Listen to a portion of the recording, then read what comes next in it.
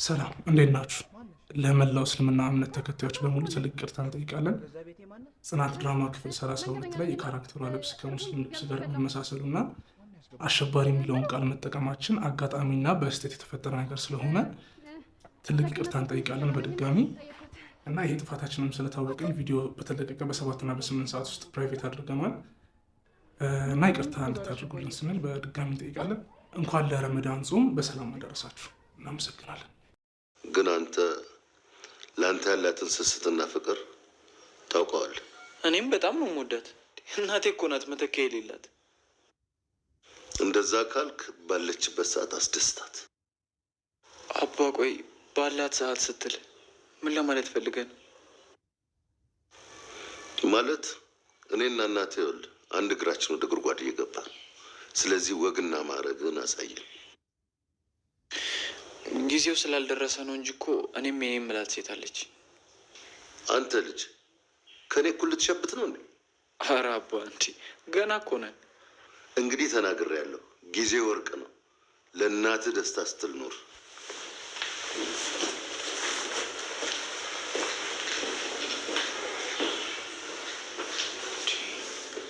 አባ ምን ነካው? እንደዚህ ተናግሮኝ እኮ የኔ ድንቡሾች። ምን ሆነ ነው? ቆይ ከአባት ጋር ትጣላችሁ እንዴ? ኧረ በፍጹም አትዋሸኝ። ቅድም እኮ ሳሎን ድምፅ ሰምቻለሁ። አይ ትልቅ ነገር አይደለም እባክሽ። ይልቅ ናፍቀሽኛል። ገፋ አድርጊ። ኪራቶ መራራቁን ብንለምደው ነው የሚሻለው። ማለት አልገባኝም። ቆይ መች ተቀራርበን ነው የምንራራቀው? በቃ አለ አይደል? ቆይ ጽናቴ ቅድም አባ አግባ ስላለኝ ደብሮች ነው? ለምን ይዳብረኛል? ወግ ማድረጋቸውን ማየት ነው የፈለጉት። ታዲያ አንቺን አግብቼ ወግ ማድረግ አላሳያቸውም እንዴ? አይ እንደሱ ይሆናል ብለህ ነው? ጽናቴ አልገባኝም። ቆይ የተፈጠረ ችግር አለ እንዴ? እስኪ አውሪ ኪራ። እኔ አባቴ መዋሸት በጣም እየከበደኝ ነው። በቃ እውነቱን ንገሪያቸው። አረ ምን ብዬ ትምህርቴ ማቋረጤንስ? እሺ ከአንተ ጋር ፍቅር መጀመሪያን ግን በጭራሽ አልነግረውም። ለምን እንዴ? እዛ ስንት ትዳር ገፍቼ መጥቼ እዚህ ከአንተ ጋር እንደዚህ መሆን የሚደሰትበት ይመስልሃል? ደግሞ ከሀገሬ ስወጣ ወንድ ፈልጋ ነው ወንድ ለምዳ ነው ብዙ ነገር ነው የተባልኩት። ያንን እውን ማድረግ አልፈልግም። ጽናቴ አታሷሽኝና እኔ እያልሽኝም እያረግሽም ያለሽው ነገር ምንም አልገባኝም። አላቅም በቃ ኪራ።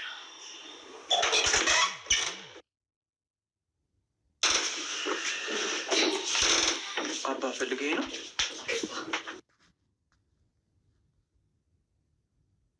ለእናት ደውልላት።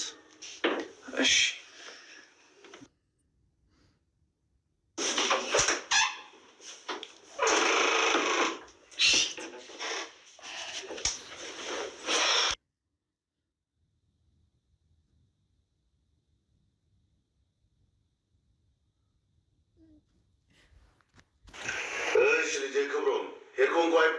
ነው መወለድ እኮ ቋንቋ ነው። ደግሞ እንግዳ መቀበል ባህላችን አይደል? እሺ ልጄ፣ እኔ አሁን አንተን የፈለግኩ ወደ ሀገር ቤት ለመሄድ መሳበሪያ ብር እንድትሰጠኝ ነው። ደግሞ እኔ እዛ ከሄድኩ በኋላ የምትፈልገውን እልክልሃለሁ። ልጄን ከምትሳቀቅብኝ ተሳቀቀች እኮ ልጄ። ኧረ ጋሼ እንደሱ አይበሉ እንዴ፣ ቤቷ እኮ ነው። አይ ልጄ፣ እኔ ከዚህ በላይ አልችልም።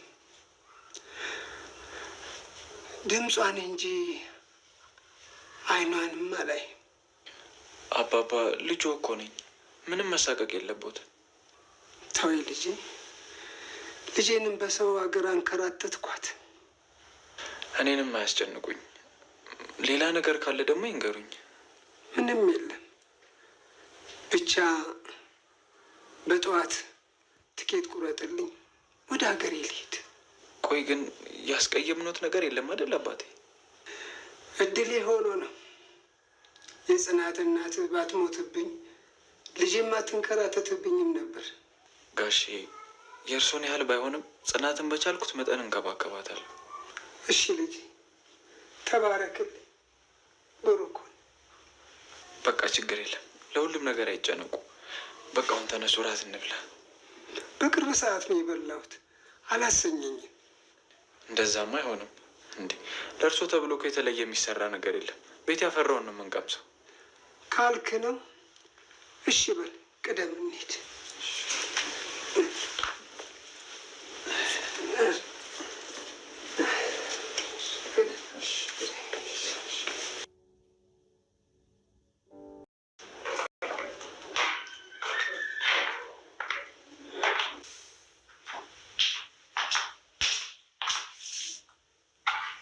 ሰላም አደሩ ጋሼ። እስኪ ቁጭ በይ።